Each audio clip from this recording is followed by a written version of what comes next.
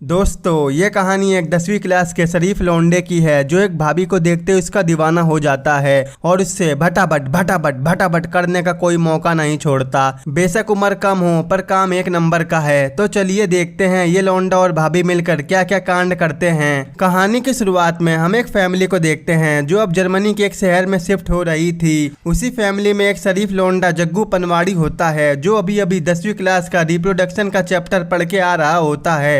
अभी इस शहर में जग्गू पनवाड़ी की फैमिली नई होती है तो वो शहर का बाजार घूमने जाते हैं, पर जग्गू पनवाड़ी बाजार में नहीं जाता बल्कि अपनी लाल धन्नों को लेकर लौंडियों को ताड़ने निकल जाता है। अब शहर में लौंडियों को ताड़ते ताड़ते जग्गू पनवाड़ी एक बीच के पास पहुंच जाता है जहां एक औरत यानी कि कोई भाभी अपने गीले कपड़े चेंज कर रही थी और जग्गू पनवाड़ी भाभी को फुल टसन में ताड़ने में लगा हुआ था, जिसे देखकर उसके मन में बस एक ही बात आती है, भटाभट भटाभट भटाभट भटाभट, यानी कि पलंग तोड़ जमीन तोड़ ठुकाई। अब ये सब देखने के बाद जग्गू पनवाड़ी की हालत ऐसी हो गई थी कि मानो वो करना तो बहुत कुछ चाहता हो पर कर नहीं पाता। उधर भाभी भी जग्गू पनवाड़ी को देख लेती है और समझ जाती है कि ये लौंडा बहुत शरीफ है, वरना कोई और होता तो वो मिनट से पहले मेरी चोली खोल के ढपली बजा देता। इसीलिए भाभी अपना टॉवल खोलकर जग्गू पनवाड़ी को अपना पपीता दिखा देती है। अब पपीतों को देखकर जग्गू पनवाड़ी की फटके 64 हो जाती है और वो तुरंत वहां से भाग जाता है और बाजार में जाकर अपने मॉम डैड के साथ घूमने लगता है।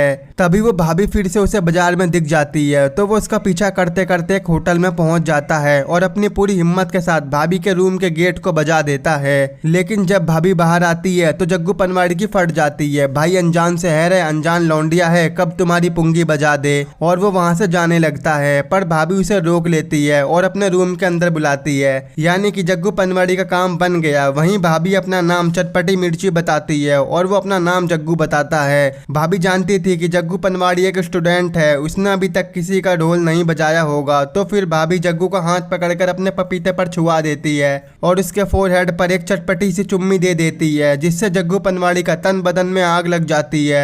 अब इससे पहले जग्गू पनवाड़ी कुछ कर पाता, भाभी उसके पैंट उतार देती है और उसका जग्गू मग्गू अपने हाथ में ले लेती है। अब आगे का कार्यक्रम पूरा हो पाता उससे पहले जग्गू पनवाड़ी वहां से भाग जाता है। देख लो यार, ऐसे मौके के लिए दुनिया तड़पती है, पर जग्गू भैया तो हर मौका गवा के भाग जा रहा है। अब अगले दिन जग्गू पनवाड़ी सोच विचार कर रहा होता है कि आज तो मैं भाभी की दुकान का गोदाम बना के ही रहूंगा। तो अब जग्गू पनवाड़ी फिर भाभी के होटल में जाता है पर उसे वहां पर भाभी की एक टी शर्ट मिलती है। अब जग्गू पनवाड़ी की तरफ तो मान में नहीं थी तो वो होटल की रिसेप्शनिस्ट के पास कॉल करके भाभी का नंबर ले लेता है और तुरंत उसे कॉल करता है, पर वो नंबर उसका नहीं बल्कि उसके पति का होता है। इसलिए जग्गू पनवाड़ी तुरंत कॉल को काट देता है। अगले दिन हम जग्गू पनवाड़ी को उसकी क्लास में देखते हैं जहां वो बस भाभी के पपीतों के बारे में ही सोच रहा होता है। क्लास के बाद जग्गू पनवाड़ी भाभी के पति को कॉल करता है और उसे चूतिया बना के भाभी का एड्रेस ले लेता है जहां पर वो काम करती है। अब पूरी हिम्मत जुटाकर जग्गू पनवाड़ी भाभी से मिलने जाता है जहां भाभी उसे देखते ही पहचान लेती है, अरे तू वही है बीच वाला लौंडा जिसे मैंने पपीते दिखाए थे। तो जग्गू पनवाड़ी कहता है हाँ मैं वही हूँ। तो भाभी कहती है जब मैंने तुझे मौका दिया तब तो तूने कुछ नहीं किया, तो अब तू मेरा पीछा क्यों कर रहा है। अब ये सब सुनकर पनवाड़ी की फट जाती है और वो भाभी के सामने कुछ नहीं बोल पाता, तो भाभी वहां से कल्टी हो जाती है। अब कुछ दिनों बाद भाभी कुछ सामान लेकर अपने घर जा रही होती है, तभी वहां जग्गू पनवाड़ी आता है। वो कहता है भाभी लाओ मैं तुम्हारी मदद कर दूं, बदले में तुम मुझे अपनी चिड़िया दे देना। तो वो उससे कहती है निकल जा साले, कुछ ना दे रही मैं। और तभी जग्गू पनवाड़ी का एक्सीडेंट हो जाता है, इसीलिए भाभी उसे उठाकर अपने घर ले जाती है जहां वो मरहम पट्टी करते करते पता नहीं कब अपनी शर्ट के बटन खोल देती है, ये तो मुझे भी पता नहीं चलता। और फिर वो जग्गू पनवाड़ी के हाथों को अपने भोंपू पर रखकर उसे बजाने को कहती है। अब जग्गू ये मौका अपने हाथ से कैसे जाने देता, इन कामों में एक बार गलती हो सकती है पर दूसरी बार नहीं। तो वहीं जग्गू पनवाड़ी अपनी उंगलियों का कमाल दिखाने लगता है जिससे भाभी को भी बहुत मजा आता है और अब ये सिलसिला डेली का हो जाता है। जग्गू पनवाड़ी अपना सारा समय भाभी के साथ ही गुजारता रहता था, यहाँ तक कि वो स्कूल में सोता था और पूरा दिन भाभी के साथ बिताता था। अब एक दिन जब जग्गू पनवाड़ी अपने घर पर पियानो बजाने की प्रैक्टिस कर रहा था तभी उसकी माँ कहीं घूमने जा रही थी और वो जग्गू को उसकी छोटी बहन का ख्याल रखने को कहती है। लेकिन जग्गू को तो भाभी से मिलने जाना था तो वो अपनी बहन को खाना खिलाकर उसे अकेला छोड़कर बारिश में ही भाभी के घर निकल जाता है। देख लो भाई, फटे तो फटे लेकिन ठुकाई ना घटे। अब जग्गू पनवाड़ी भाभी के घर पहुंच जाता है और और इस बार जग्गू पनवाड़ी भाभी से भटाभट करने में कामयाब हो जाता है। और वो ये कर ही रहा होता है कि तभी भाभी का पति घर पर आ जाता है। तो भाभी जल्दी से जग्गू को उसके कपड़ों के साथ टेरेस पर छुपा देती है। तो अब भाभी का पति रूम में आता है, जहाँ उसे भनक भी नहीं लगती कि उसकी लुगाई ने कितनी ठुकाई की है, क्योंकि भाभी उसे हमेशा अपने प्यार में फंसाए रखती है और उससे भटाभट करती रहती है। अब जब भाभी का पति सो जाता है तो वो जग्गू पनवाड़ी को अपने घर से बाहर भेज देती है। अब ये सब कर्म कांड करके जग्गू पनवाड़ी बहुत दुखी होता है, क्योंकि जब भाभी का पति आया तो उसने जग्गू को बारिश में ही टेरिस पर बैठा दिया। और अब जग्गू पनवाड़ी को भाभी के पति से जलन होने लगी थी, इसलिए वो गुस्से में घर जाकर रोते हुए सो जाता है। वहीं जग्गू पनवाड़ी के मॉम डैड उसके बर्ताव को देखकर बहुत ही ज्यादा परेशान थे। यहीं पर हमें पता चलता है कि जग्गू के मॉम डैड के बीच का रिश्ता कुछ ठीक नहीं चल रहा। अब अगले दिन जग्गू पनवाड़ी चर्च में अपनी फैमिली के साथ एक पियानो शो देखने जाता है, जहां उसकी मुलाकात एक लारा नाम की लौंडिया से होती है, जो जग्गू पनवाड़ी से अपना चमगादड़ बनवाने को राजी थी। लेकिन जग्गू पनवाड़ी तो भाभी के ख्यालों में ही डूबा होता है। वो बस मन ही मन में सोच रहा होता है कि दुनिया जाए भाड़ में, भाभी आए आड़ में। अब जब जग्गू पनवाड़ी चर्च से वापस घर आता है तो भाभी उसे वहीं पर खड़ी मिलती है। अब जग्गू की मॉम को लगता है कि शायद जग्गू उसे जानता है, लेकिन जग्गू पनवाड़ी भाभी को इग्नोर करके अपने घर के अंदर चला जाता है। ये देखकर भाभी की आंख फटी की फटी रह जाती हैं और वो मन में सोचती है, जब तक नहीं दिया था अपना मौत का कुआं, तब तक ये मेरे पीछे दो मिला के कुत्तों की तरह पड़ा था। तो अब इस वजह से भाभी अगले दिन जग्गू पनवाड़ी से उसके स्कूल पर मिलती है, जहाँ जग्गू उससे जरा सी भी बात नहीं करता। तो भाभी कहती है, ओ मेरे बाबू क्या हो गया? तो जग्गू उसे बताता है कि तूने मुझे बारिश में खड़ा कर दिया था, इसी वजह से मैं तुमसे गुस्सा हूँ। तो भाभी कहती है, बस इतनी सी बात, आज रात का सीन बना ले। वहीं भाभी की मुलाकात जग्गू की छोटी बहन से भी हो जाती है।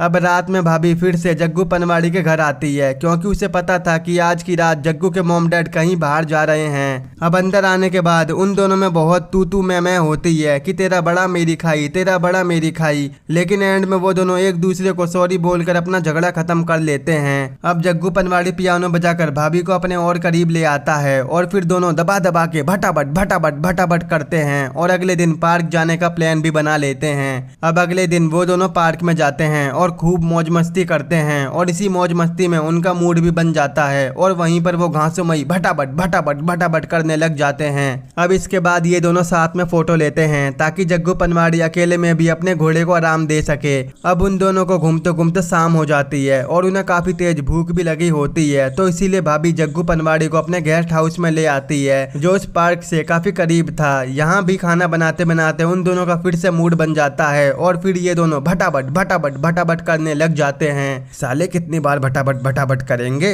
अब जग्गू पनवाड़ी की लाइफ काफी मजे से कट रही थी, लेकिन एक दिन जग्गू की बहन अपनी मॉम को बता देती है कि मम्मी भैया का चक्कर उन आंटी के साथ चल रहा है जो उस दिन हमारे घर पर आई थी।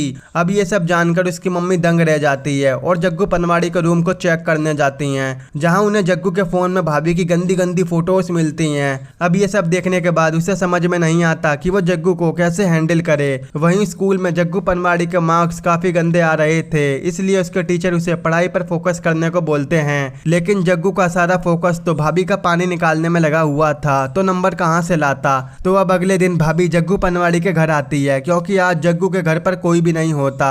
वहीं जग्गू पनवाड़ी रोमांटिक होकर भाभी को एक लव लेटर देता है, तो भाभी उस लेटर को पढ़ने लगती है। अब लेटर में 69, 39, 49, 59 सारे एंग्लों की बातें लिखी थी।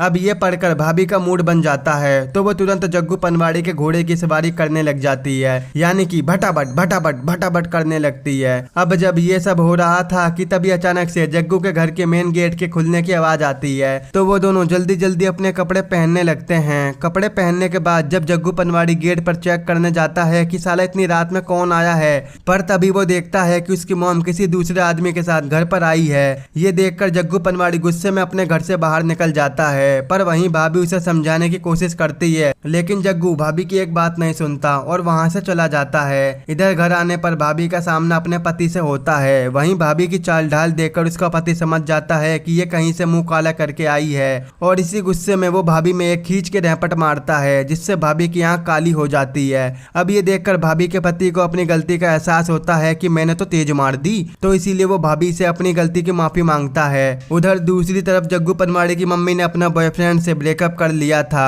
और जब वो जग्गू को ये सब समझाने जाती है तो जग्गू उन्हीं पर गुस्सा करके उन्हें वहां से भगा देता है।